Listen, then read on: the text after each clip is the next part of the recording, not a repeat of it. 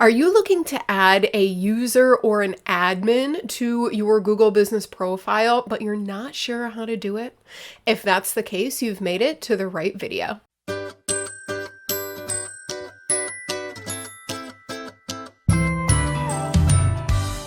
What's up, y'all? Welcome back to my channel. If you're new around here, I'm Mariah from MariahMagazine.com, and on this channel, I help simplify things like SEO, websites, tech, and I dive into tools and recommendations to help you grow your online business in a way that works for you. So in today's video, I'm just going to bring you behind the scenes in the Google Business profile and show you how to add a user, how to add an admin. So let's kick it into the screen share.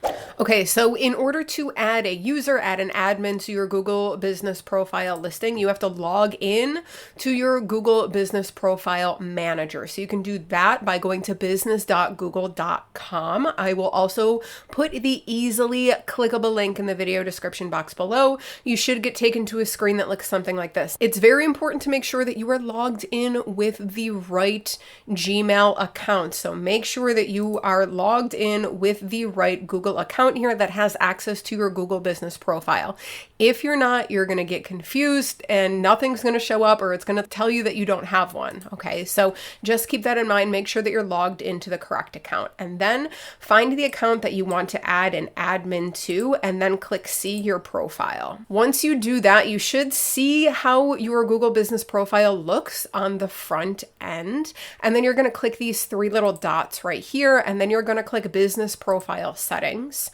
Once you do that, you're going to go to People and Access.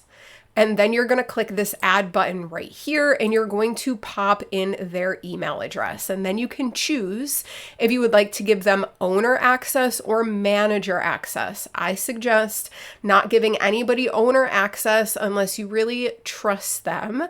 Most people can make the changes and kind of edit things with manager access. Owner access allows them to transfer ownership of the business profile. Okay, so very important. So once you choose their access level, then you can go ahead and click invite, and it will send an email over to that person's email that you popped in right here. And so I just wanted to show you what that email looks like to the person that's getting it. So they should receive an email that looks something like this, where it says you have received an invitation, and then they'll get a button to accept it. If they don't see this in like their regular email settings, make sure that they're checking the promotions tab and even the spam folder.